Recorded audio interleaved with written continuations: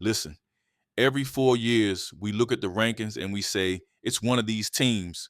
But the World Cup is not a league table. It's a survival show. One bad 20 minutes and you're gone. So today, we're taking the FIFA top 10 and asking one question: who has a real path to win World Cup 2026 and who's just famous? And stay to the end, because one team on this list is a trap pick. Big name, big talent, but the math of the tournament could kill them. The rules: 2026 is a 48-team World Cup in North America. More games, more travel, more rotation. So I'm judging each team on 5 things. 1, tournament DNA. Can they survive knockout pressure? 2, squad depth, because you can't win with only 11 guys. 3, goals under pressure. Who scores when it's ugly? 4, defensive stability. No chaos at the back. 5, game management. Closing out leads, winning tight games. Now, countdown time. You can feel it with Morocco. They don't play like a team happy to be here. They play like a team that walks into the stadium and says, we belong. Crowds get loud, the energy gets heavy, and suddenly the bigger team looks nervous. Stadium hum.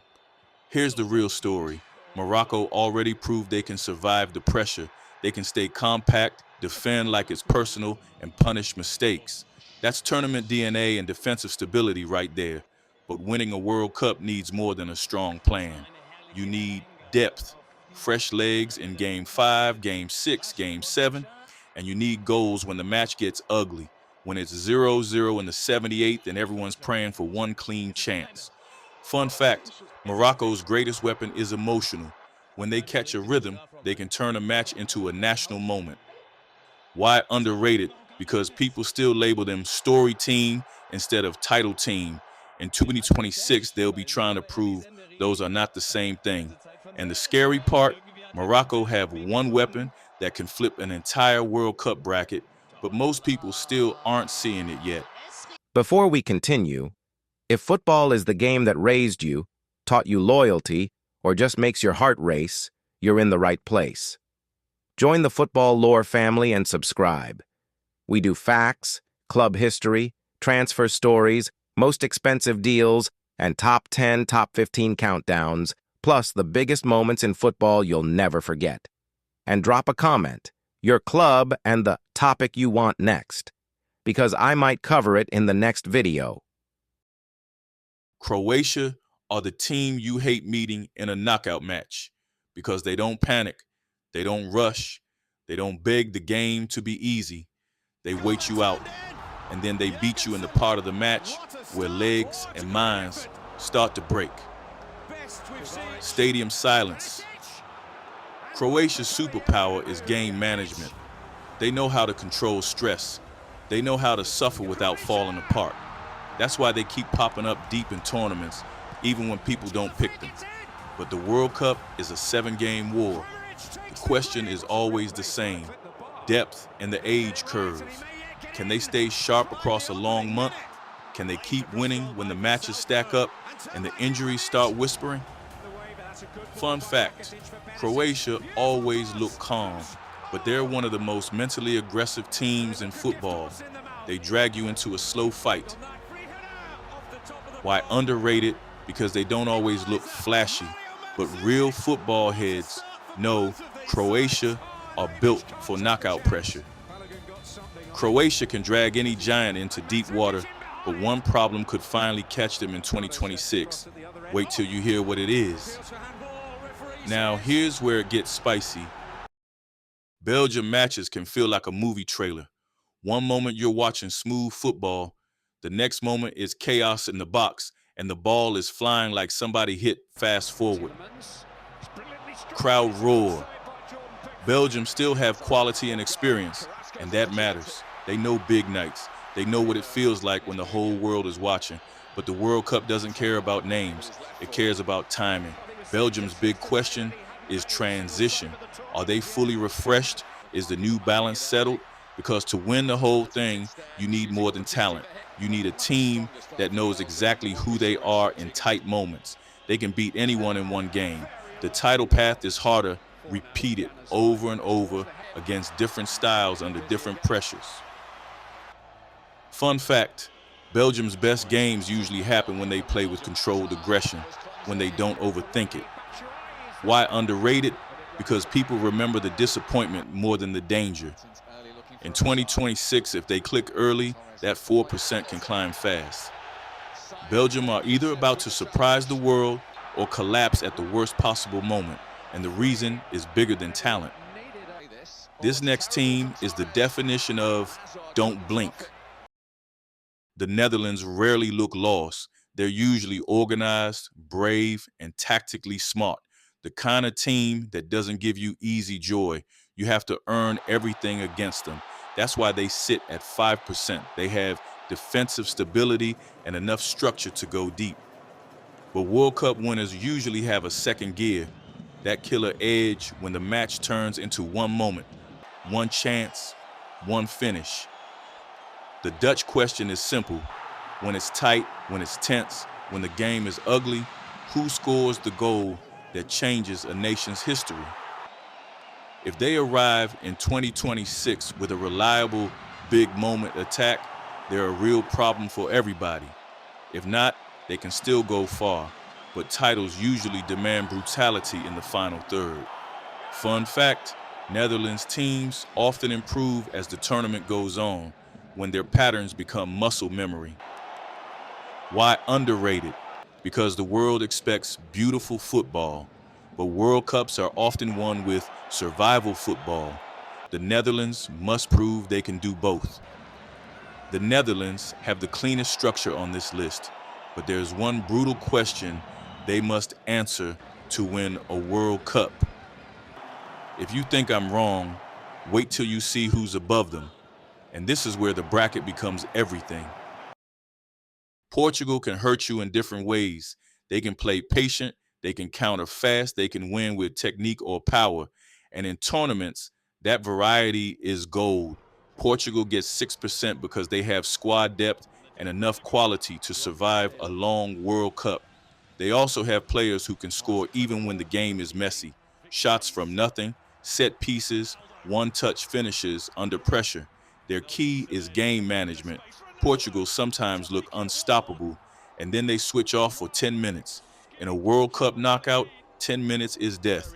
If Portugal arrive with a clear identity, tight at the back, disciplined in transitions, clinical in key moments, then their ceiling is not semi-final. Their ceiling is the trophy. Fun fact, Portugal are at their best when they play like a grown team, not chasing the perfect goal, but chasing the win. Why underrated? Because people argue about eras and stars instead of looking at the squad as a whole. In 2026, Portugal might be one of the most complete teams on the list. Portugal have enough quality to beat anyone, but one tiny habit can destroy them in a knockout game, and it always shows up late. Now, this next team, they're built for chaos. Number 5, Brazil is never just a team, it's a feeling. The moment they walk out, the stadium changes. People sit up, even neutrals start watching closer. Crowd rising. On paper, Brazil always have the magic, but World Cups aren't won on paper. They're won in ugly minutes. When the game is tight, legs are heavy, and one mistake can erase 4 years. Brazil's path to the trophy is simple. Balance. If their defense stays stable and they protect transitions, the talent up front becomes deadly. That's defensive stability plus goals under pressure, the two things that separate entertainers from champions. Because if Brazil turn every match into a track meet, eventually someone punishes them. But if they control matches like grown men, Brazil become the hardest team in the world to stop. Fun fact, Brazil usually peak when they stop trying to be Brazil and start trying to win. Why underrated? Because people think Brazil is automatic, but the modern World Cup is designed to humble even the most gifted team. Brazil can win 2026, but only if they fix one issue that has been haunting them for years, and it's not what most fans think. The next one is a trap pick for a lot of fans. England don't just play against opponents. They play against headlines, history, expectations, and that feeling of not again, stadium breath held. But in 2026, England have something they didn't always have: depth. They can rotate, they can change shapes, they can bring match winners off the bench. And that matters more than ever in a long tournament. England's question is never talent, it's game management. Can they stay calm when the match gets chaotic? Can they protect a 1-0 lead without inviting pressure? Can they win the tight games where one set piece decides everything? If England master those ugly moments, they can win the World Cup, because talent gets you far, but composure gets you the trophy. Fun fact, England's best tournament runs usually happen when they simplify. No overthinking, just ruthless execution. Why underrated? Because people judge England by the memes, but the squad is too strong now to be treated like a joke. England have everything except one thing that decides championships. And when I tell you what it is, you'll instantly remember the matches. This team can look normal for 70 minutes, then end you in 5.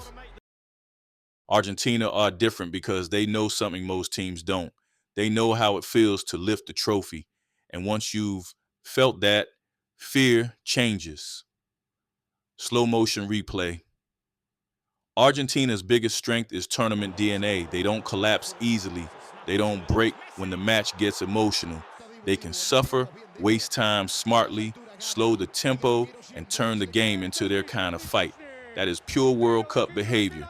And when the match gets ugly, Argentina usually find a way to get a goal.